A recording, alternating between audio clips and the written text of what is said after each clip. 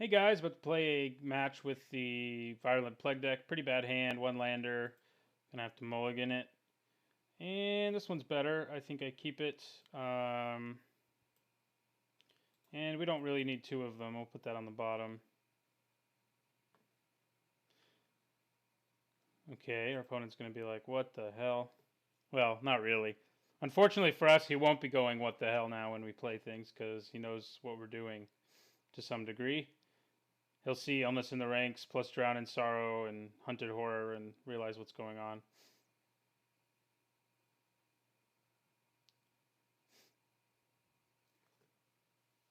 So we'll lead with our Backwater. Turn 2, we'll play Illness in the Ranks.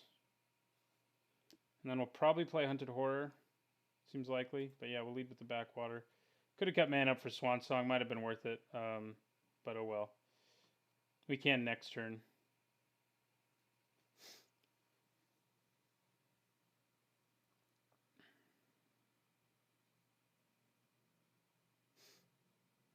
Our opponent waiting a while on our trigger to gain 1 life. Maybe trying to figure out what we're doing. Although it should be pretty obvious given the other things that were in my hand.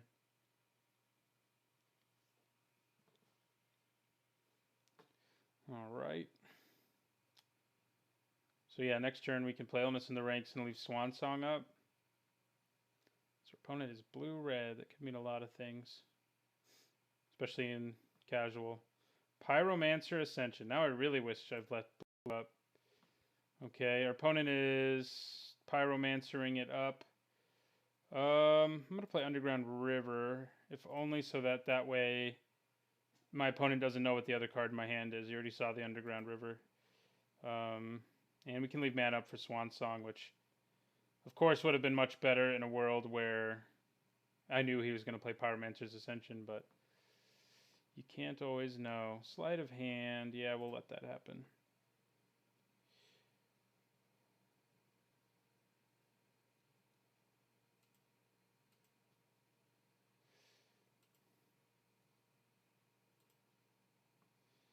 Okay.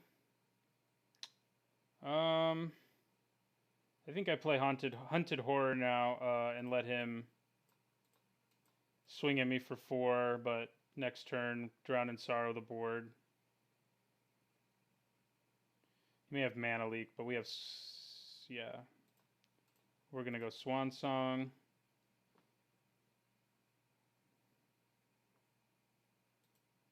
Which gives him a 1/1 token, but Drown in Sorrow will deal with that token as well. And gives him 2/2/2 tokens.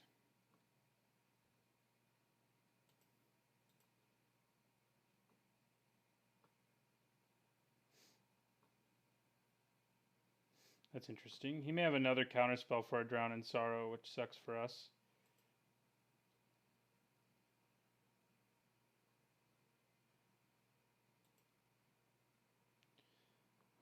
Okay. Let's try for it.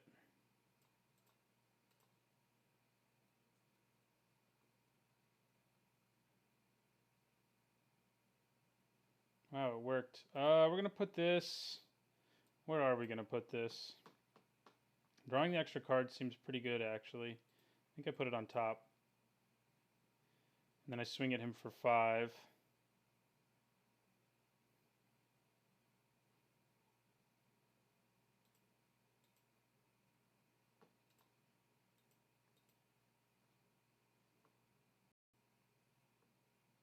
Okay, there's 1 lightning bolt. Does he have a second lightning bolt? Because that sucks for us. Yes, it does. Yes, he does. Trying to figure out... Nah, we don't want to rapid hybridization our own guy because we have all these cards in our deck that hurt creature tokens. We're going to have to side out these hybridizations and Curse of the Swine probably against this guy for spells that'll actually do something against him. He probably doesn't have much in the way of cards that... in the way of creatures, I mean, is what I'm trying to say. So these cards are kind of useless against him. So we'll side them out for negates and stuff like that. Echoing Truth would be nice to reset the number of counters on that thing. There's a Hunted Phantasm. Okay. Let us play our Hunted Phantasm. See if he resolves.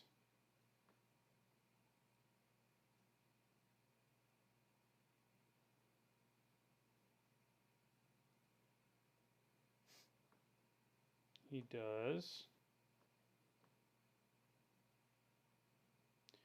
Relic of Progenitus is a pretty good card to side in against this guy as well. You can get rid of his graveyard. Right, it only copies.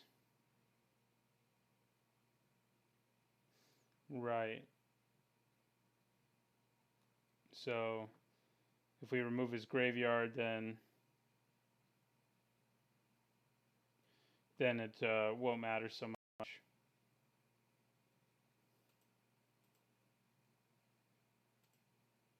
We will draw an extra card. Another Hunted Phantasm. Excellent.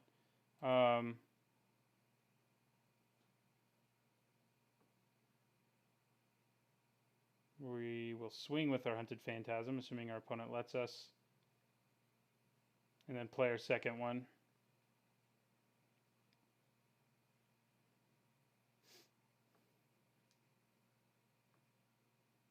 Pestermite. Okay. Well, that does give us something to exile, at least. Wonder if his deck has Splinter Twin somewhere in it, too. It's a good idea, as a precaution, at least, to leave mana up for our Rapid Hybridization, if he does. We're going to play another Phantasm.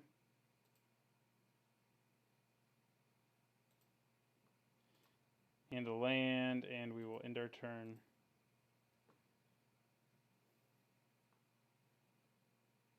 He's drawn a lot of lands, which sucks for him. It's not really what he wants in his deck. And we're drawing extra cards, which is good for us.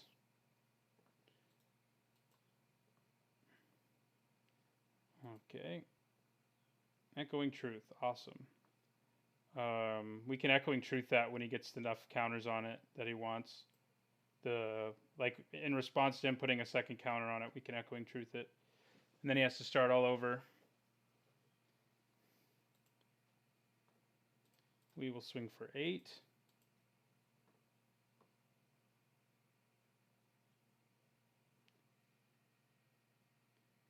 All right.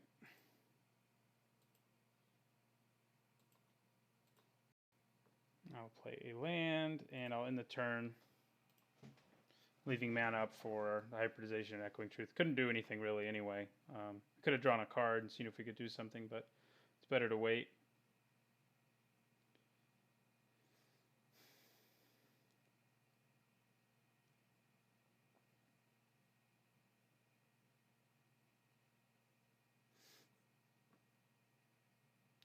So yeah, we'll be siding out Curse of the Swine for sure. I may leave in like 2 Rapid Hybridizations in case he does have Splinter Twin in his deck. But we can counter that with the other things we're siding in too. We can counter Splinter Twin, so.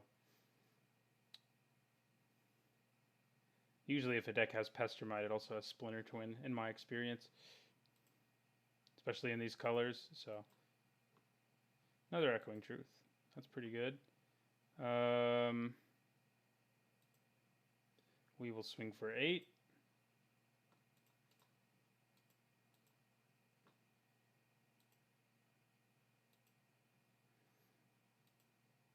And we will play Illness in the Ranks.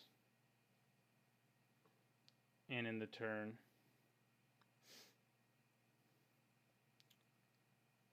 So he has to draw something here to disrupt us.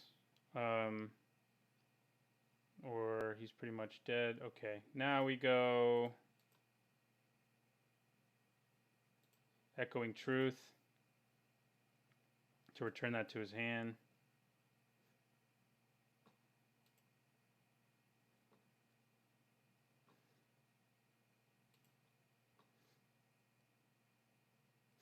So he has to play it again and then play multiple spells to get the counters, and we have another Echoing Truth just in case. All right, so we won that game. Definitely need to do some sideboarding, though, because he has very few creatures in his deck. I mean, like I said, he may have Splinter Twin as an alternate win condition if someone stops his Pyromancer's Ascension like we just did, but yeah, so we want to side out all 3 of our hybridizations and 2 Pondrifies, I think, and 2 Curse of the Swines. I think Relic of Progenitus is obviously good against him.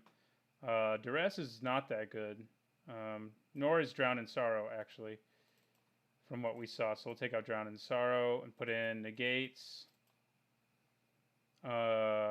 Disdainful Stroke, not really. I guess Duress is better than those, though. So, you know, we can get his Ascension out of his hand or his Splinter Twin if that's what he has. I think I am going to put in 1 more Pondrify just to sort of hedge against additional win conditions like Splinter Twin, especially if he sides them in. All right.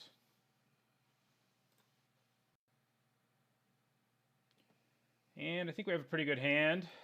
We have Virulent Plague, Hunted Phantasm, and a Pondrify, and not to mention a Relic of Progenitus, which is a good sideboard card against this guy.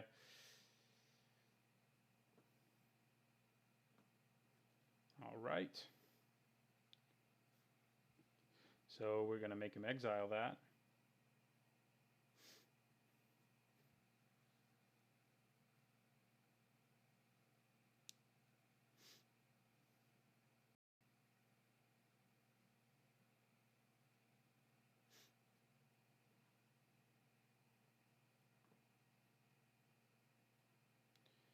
Okay, so we'll play our Relic.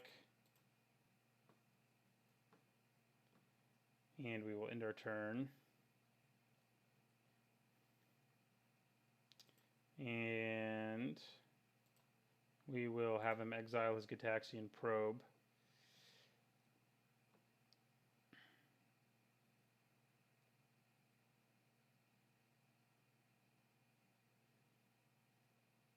In response to Pyromancer Ascension.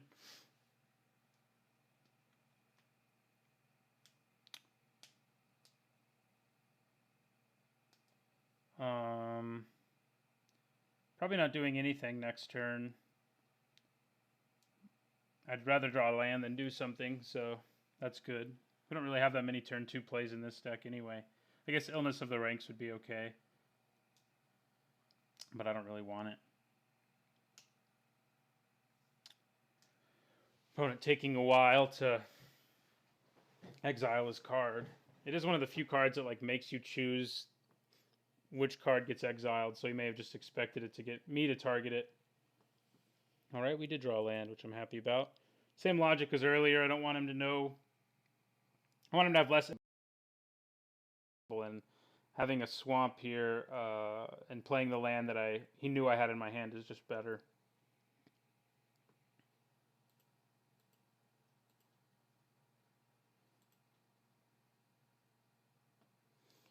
Okay. He probably has a counterspell, but we have 2 Virulent Plagues. So I'm going to play it, see what happens.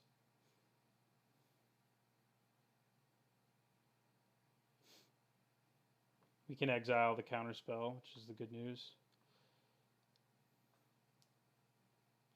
All right. Countered it is. For now, we leave Mana Leak in. I mean, we have to play something for him to have a target for it anyway. Although, making it so he doesn't have choice as to what card he exiles is obviously a little better. So, I mean, if he doesn't do anything at the end of his turn, we will exile the Mana Leak. Try to play another Virulent Plague.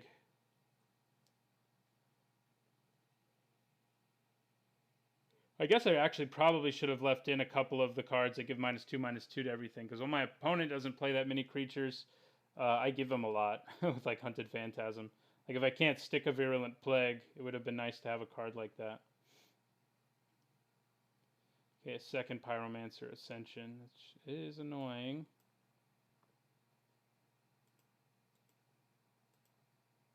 Yeah, we're going to exile that Mana Leak. Maybe I should try to resolve Underworld Connection before I resolve an Virulent Plague.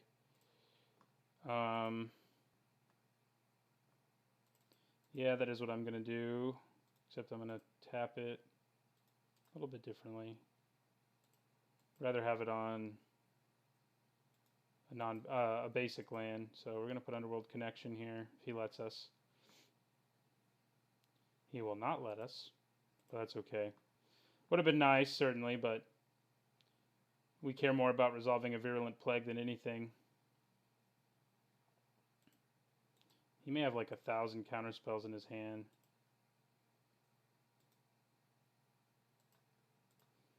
Get rid of that mana leak.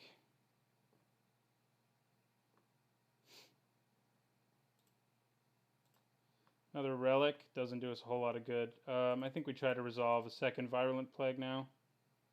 Virulent. Probably gets countered. Oh no, it resolved. That's awesome. All right, so we're going to end our turn.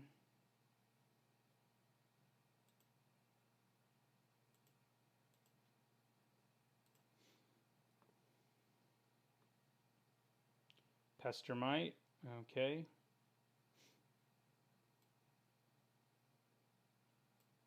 Oh, he can tap my Relic of Progenitus down, which is actually not bad. But we can still use the pay 1 ability if we have to. Now he's going to tap that. Well, then we can't use it, but that's okay. He's only got 1 card in his hand, so can't wreak too much havoc. Although if he has Splinter Twin, then we're dead, so... I mean, I haven't seen it at all, or even an indication that he has it, other than playing Pestermite. All right, if he had it, he would have already used it. So,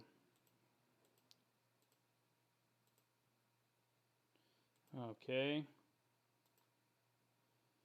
I'm gonna play that, and I'm gonna play Hunted Phantasm, or try to anyway. All right, it sticks. We have our 4-power unblockable dude out there. Relic of Progenitus doing some anti-graveyard duty. Yeah, as I say, you might as well swing.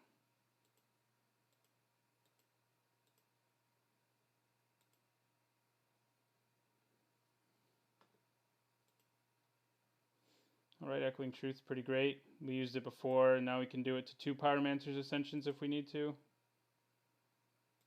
We're going to play our Hunted Horror, which will give him 2 1/1 tokens. But we're going to have a 4/6 unblockable and a 7/7 trample. So, and we have Echoing Truth, should we decide it's necessary. He may counter this.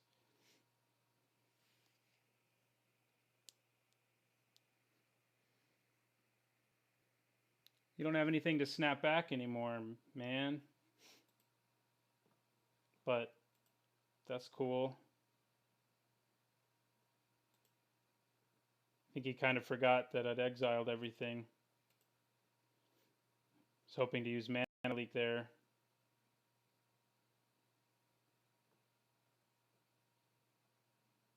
What's happening here with all this mana? Whoo! Splinter Twin on Snapcaster Mage? Why on Snapcaster Mage? Plus we have Virulent Plague in play, which just shuts down Splinter Twin. I just realized that. That's kind of a funny tier 1 interaction. I think I still just go for the Pondrify here. There's no reason to risk anything. I mean, his hand's empty, but it gets me a 2-for-1, basically. Although he does get to have a 1/1 ape. Pestermite's where he really wanted it, but yeah, our Virulent Plague shuts that down, which is pretty awesome, admittedly. Okay, it won't shut it down on the Deceiver Exarch. Oh yeah, it would, because it still can't hit me for any damage. So yeah, we're going to use Echoing Truth here on the Centaurs, so we can swing for the maximum amount of damage next turn.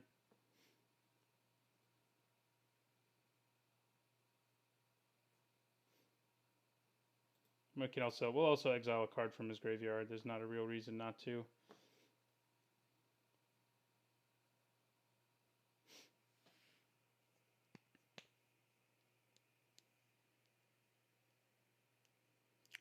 So Splinter Twin was in here. Our opponent has disconnected. Okay. Well, I'll be back with you when our opponent's back. He may also just like rage quit because it's a pretty bad situation he's in. All right. Well, my opponent never returned. It appears he did rage quit following the echoing truth that I targeted the Centaur tokens with. So I'll chalk that up as a win. We were going to win in another turn or so anyway. And yeah. So anyway, thanks for watching. And don't forget to like.